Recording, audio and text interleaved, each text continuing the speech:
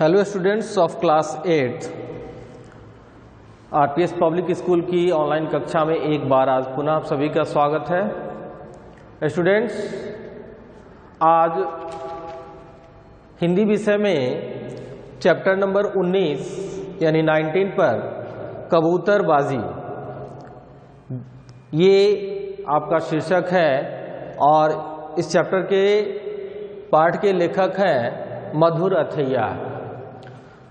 तो इस पाठ में मधुर अथैया जी ने कबूतर के संबंध में बहुत ही अच्छे तरीके से बताया है कि किस प्रकार से कबूतर का महत्व था प्राचीन काल में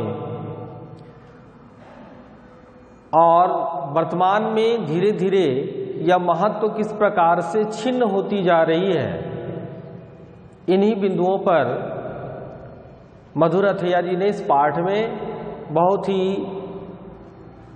चुनिंदा बातों को सम्मिलित किया है जो कबूतर से संबंधित आपको पढ़ने के लिए इसमें मिलेगा। तो सर्वप्रथम स्टूडेंट्स, यह जो पाठ है इसमें कबूतर के विषय में बताया गया है कि कबूतर प्राचीन काल से ही भारतीय समाज एवं संस्कृति का अंग रहा है। राजा महाराजाओं ने कबूतर को विशेष संरक्षण प्रदान किया था। हाँ स्टूडेंट्स, प्राचीन काल में जो राजा महाराजा थे वो कबूतरों को बहुत ही संरक्षण से के लिए व्यवस्थित तौर पर संरक्षित रखते थे और कबूतर पालने के लिए अलग से लोग रखे हुए थे, सैलरी दे करके, उसको पैसे दे करके मंथली, जो सिर्फ और सिर्फ कबूतर की देखभाल करता था। और इतना ही नहीं, जो एक्सपर्ट लोग थे यानी प्रशिक्षित लोग थे जो कबूतर को ट्रेनिंग देते थे, शिक्षा देते थे कि किस प्रकार से तुम्हें उड़ान भरना है। इसके अलावा जो पत्र था, चिट्ठियां थी, खबरें थी, उसको किस प्रकार से संदेश को एक जगह से दूसरी जगह पर ले जाना है। तो इस तरह के प्रशिक्षित लोगों को भी राजा महाराजा अपने दरबार में नियुक्त कर रखे थे। ओके स्टूडेंट्स, जो दूर दराज तक संदेश पहुंचाने के लिए भी कबूतरों का प्रयोग किया जाता था। तो स्टूडेंट्स, इस पाठ में कबूतर पर विशिष्ट एवं रोचक सामग्री मधुर अथैया जी के द्वारा प्रस्तुत की गई है जिसे आप पढ़ोगे। ओके स्टूडेंट्स, तो शुरू करते हैं इस पाठ को हम लोग। सबसे पहले पक्षियों का प्राचीन काल से ही भारतीय समाज एवं संस्कृति में विशेष स्थान प्राप्त रहा है एवं संस्कृति में विशेष स्थान प्राप्त रहा है। यानी ऐसे तो पक्षी, बहुत सारे पक्षी हैं, लेकिन पक्षियों में कबूतर यह मूल रूप से प्राचीन काल में बहुत ज़्यादा पाला जाता था। अब आप जान रहे हैं कि साधारण व्यक्ति के को तो छोड़ दीजिए, राजा महाराजा लोग भी कबूतरों के पीछे अच्छे अच्छे लोगों को लगा रखे थे पालने के लिए। तो इस पक्षी का बड़ा ही महत्व था। स्टूडेंट्स, वर्तमान में तो हम आप तथा अन्य देश विदेश की खबरें एक दूसरे तक पहुंचाने के लिए बहुत सारे माध्यम का उपयोग कर लेते हैं। जैसे वर्तमान में अभी आप देखिए कि आपका विद्यालय ऑफलाइन है, ये ऑनलाइन हो गया है। ऑफलाइन की समाप्ति होने के बाद तो आप घर में बैठे हो और मैं यहाँ आपको बता रहा हूँ। तो यह भी एक माध्यम है, यह मोबाइल, इंटरनेट वगैरह एक माध्यम है जो सूचना को एक दूसरे तक पहुंचाता है। और इस बंद में भी, जो विद्यालय आपका बंद है, इस बंद में भी हमसे आपसे एक दूसरे को जोड़े रखा है। तो स्टूडेंट्स, ये जो साधन है, इस साधन का तो बड़ा ही महत्व है, परंतु प्राचीन काल में आप कल्पना कीजिए, जिस समय इंटरनेट और मोबाइल फोन वगैरह नहीं था, तो कबूतर पक्षी ही एक संचार का सबसे उत्तम साधन भी था। बड़े बड़े राजाओं से लेकर के मंत्री तक इसका उपयोग बखूबी करते थे। और राजकुमार, रानियां, महाराजे, ये सभी संदेश को एक दूसरे तक पहुंचाने के लिए कबूतरों का उपयोग करते थे। तो हमारे भारतीय समाज में इस पक्षी को बहुत ही महत्व दिया गया। हमारी संस्कृति में इस पक्षी को काफी महत्व दिया गया था।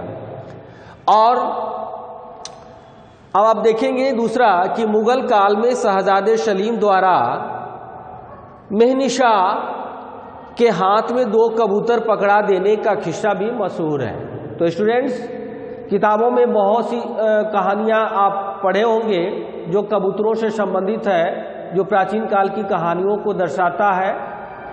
आजकल आप लोग टीवी वगैरह पे भी देखते हैं जिसमें पुराने किस्से कहानियां अगर दिखाई जाती है तो उसमें भी कबूतरों का जिक्र आता है, कबूतर का वर्णन होता है और उसके कुछ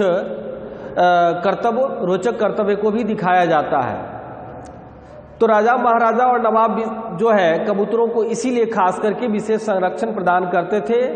और मुगल काल में शहजादे तो जो काफ़ी प्रसिद्ध थे, सलीम, इनके द्वारा मेहनिशा को हाथ में कबूतर का एक जोड़ा पकड़ा देना, ये कहानी भी खूब प्रचलित थी। मोहम्मद सलीम यानी शहजादे सलीम मेहरुनिशा से अत्यधिक प्रेम करते थे और मेहरुनिशा से अत्यधिक प्रेम करते थे, तो उस प्रेम के प्रतीक के रूप में उन्होंने कबूतर का जोड़ा पकड़ा दिया। इसका अर्थ यह था यहाँ पर स्टूडेंट्स कि मेहरुनिशा को अगर जरूरत पड़े शहजादे सलीम से कुछ बात रखने की तो वह उस कबूतर का उपयोग कर सकती थी और करती भी थी। तो बहुत सारी कहानियां इस तरीके से प्रचलित है हमारे भारतीय संस्कृति में जो कबूतरों को संरक्षण देने का को दर्शाता है। ठीक है स्टूडेंट्स, तीसरे पॉइंट को आप देखेंगे कि कबूतरों के द्वारा किए जाने वाले कार्य। अब कबूतर जो है प्रणय संदेश तो पहुंचाता ही था। प्रणय संदेश कहने का अर्थ है प्रेम का संदेश। इसके साथ साथ एक अच्छा संदेश वाहक भी था। इसलिए राजा महाराजा कबूतर को विशेष रूप से पालन पर भी अपना खर्च करते थे। और फिर इसके बाद नेक्स्ट पॉइंट में आप देखेंगे स्टूडेंट्स कि आज भी समय बदला तो शौक छिन्न होने लगे। हाँ स्टूडेंट्स, मैं बता दूं यहाँ पर यह बहुत अच्छा पॉइंट है कि समय बदला तो शौक छिन्न होने लगे। छिन्न होने का अर्थ है कम होना। ठीक है स्टूडेंट्स, यानी यह कि प्राचीन काल में जो लोग कबूतर का पालन करते थे तो उनका उद्देश्य बिजनेस, व्यापार करना नहीं होता था। तो क्या होता था? शौक से पालते थे। हाँ स्टूडेंट्स, कबूतर पक्षी को शौक से पालते थे, उसके ऊपर खूब खर्च भी करते थे, अच्छा अच्छा भोजन खिलाते थे। कहने का मतलब उसका जो चुग्गा होता है, चुग्गा जो आगे आप पढ़ेंगे इस चैप्टर में, जो कबूतरों को दाना के रूप में खिलाया जाता है, तो इन सब पर खर्च भी करते थे। यानी शौक के लिए कबूतर को पाला जाता था। परंतु वर्तमान में तो बस और बस इसका उद्देश्य मात्र केवल व्यापार मात्र रह गया है। यानी लोग व्यापार के उद्देश्य से कबूतर का पालन करते हैं, परंतु प्राचीन काल में ऐसा नहीं था। प्राचीन काल में लोग शौक से पालते थे, अपने घरों में भी पालते थे बहुत सारे लोग, वह भी शौक से, उसको व्यापारिक दृष्टि से नहीं पालते थे। ओके स्टूडेंट्स, फिर नेक्स्ट पॉइंट है कि आज भी दिल्ली, आगरा, हैदराबाद, कोलकाता, बनारस, अहमदाबाद, पटना, कानपुर, बरेली, अजमेर जैसे प्रमुख शहरों के आकाश में तैरते कबूतरबाजों की मनोरम दृश्य उपस्थित करते हैं। मतलब यह है बच्चों कि आज भी ये सब जो शहर हैं, बड़े बड़े शहर, तो कुछ ऐसे शौकीन लोग हैं जो कबूतर को पालते हैं और उसको प्रशिक्षित करते हैं, तो फिर और इसका एक कंपटीशन यानी प्रतियोगिता करवाते रहते हैं। इसके विषय में भी आप आगे पढ़ोगे स्टूडेंट्स।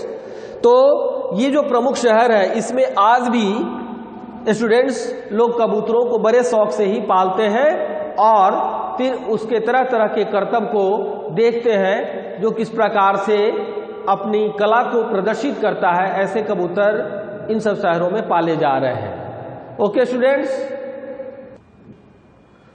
और स्टूडेंट्स नेक्स्ट पॉइंट है पॉइंट नंबर 6। इसमें आप देखेंगे कि भारत में कई नस्लों के कबूतर पाले जाते हैं, जैसे सिराजी, खाल, जोगिया, खैरा, भातिया, नकाबपोश, लोटन, चंदन चोइया, चिराग, रोशन, बबरा, मक्षी, पोटिया, लक्का इत्यादि।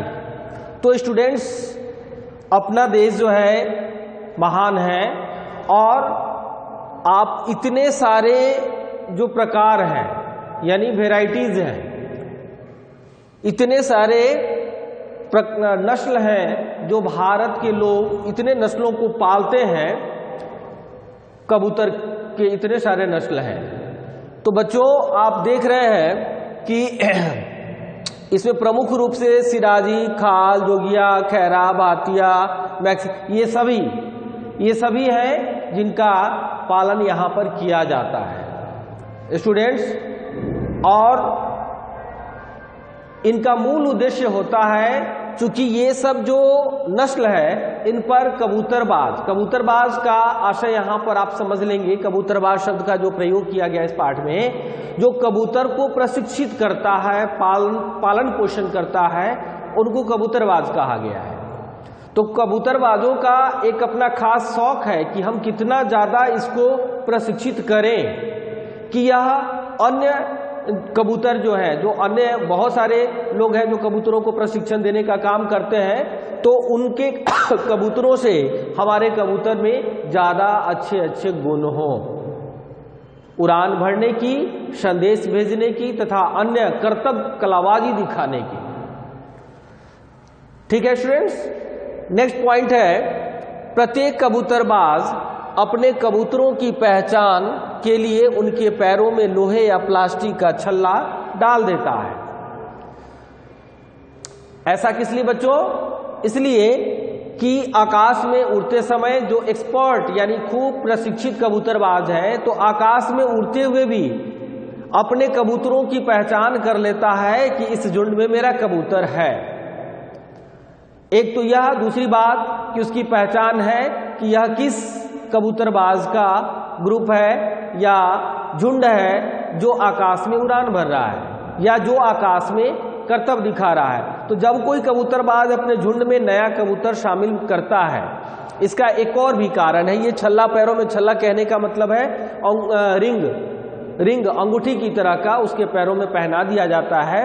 खास करके जो नए कबूतर है, यानी जिसको नया नया ट्रेनिंग देना है, प्रशिक्षित करना है, उसको सिखाना है, तो जब कोई कबूतरबाज अपने झुंड में नया कबूतर शामिल करता है तो पहले उस कबूतर को क्या करता है, एक खास तरीके से देखेंगे स्टूडेंट्स की उस कबूतर को क्या किया जाता है, पंख बांधकर पुराने कबूतरों के साथ रखा जाता है ताकि वह पुराने कबूतर से कुछ सीखे, और उसके पंख अगर बंधे रहेंगे तो वह उड़ान भर के कहीं अन्य न चला जाए। इसलिए उसके पंख को बांध दिया जाता है और कुछ दिनों तक जो पुराने जो प्रशिक्षित कबूतर हैं उन कबूतरों के साथ में नए कबूतर को रखा जाता है ताकि वह जगह की भी पहचान कर ले। साथ ही उससे कबूतरबाजों के द्वारा जड़ी बूटी भी खिलाई जाती है। वह जड़ी बूटी भी खास प्रकार की जड़ी बूटी होती है जो उसको शक्ति देने के साथ साथ उसका मानसिक, बौद्धिक हर एक तरीके से विकास करता है जड़ी बूटी। तो ऐसी जड़ी बूटियों को कबूतरबाजों के द्वारा इन कबूतरों को खिलाए जाते हैं, जिसे कबूतरबाज एक शब्द कहते हैं मशाला। ठीक है स्टूडेंट्स, मशाला। यह मशाला शब्द जो है एक प्रकार की जड़ी बूटी है जो कबूतरबाज अपने कबूतरों को देते हैं। पहले उसे छत पर ही दौड़ाया जाता है। जो नया कबूतर होता है तो जो छत होता है जहाँ कबूतरबाज रह रहे होते हैं वहाँ जो छत होता है तो उन छत पर ही उसे पहले दौड़ाया जाता है ताकि वह दौड़ना सीखे, जगह की पहचान करना सीखे। फिर कुछ दिनों के बाद उसके पंख को खोल दिए जाते हैं ताकि वह थोड़ा सा उड़े, और ऐसा ही होता है, थोड़ा उड़ाया जाता है। जब कबूतर बिल्कुल पक्का हो जाता है यानी सीख लेता है, जगह की पहचान हो जाती है, तब कबूतरबाज को जब विश्वास हो जाता है कि अब यह कबूतर हमारे ग्रुप से यानी हमारे अन्य कबूतरों की झुंड से दूसरी जगह नहीं जाएगा, तब उसके पर को यानी पंख को खोल दिए जाते हैं। अब कबूतर यहीं रहेगा, ऐसा कबूतरबाज को विश्वास हो जाता है और तभी उसको पुराने जो झुंड है कबूतरबाजों के पास उस झुंड में उसको छोड़ा जाता है। तो छल्ला लगाने का यह भी एक उद्देश्य है। ठीक है स्टूडेंट्स, तो स्टूडेंट्स इस पार्ट को मैंने 2 पार्ट में बांट दिया है, जिसे मैंने पहला पार्ट 1 कर दिया है। अभी जो आप ये 7 पॉइंट पढ़े इस चैप्टर से कबूतरबाजी, जिसके लेखक मधुर अथैया जी हैं, तो वीडियो काफ़ी लंबा हो जाएगा, इसलिए मैंने इसे 2 भागों में बांटा है। इसका फर्स्ट पार्ट हम यहाँ पर एंड कर रहे हैं। इससे रिलेटेड प्रश्न आपको सेंड किए जाएंगे, जिसे आप सॉल्व करके फिर संध्या में ग्रुप में सेंड करोगे। ओके स्टूडेंट्स, नेक्स्ट वीडियो में फिर इसके अगले पार्ट को मैं आपको बताऊंगा। Thank you all of you.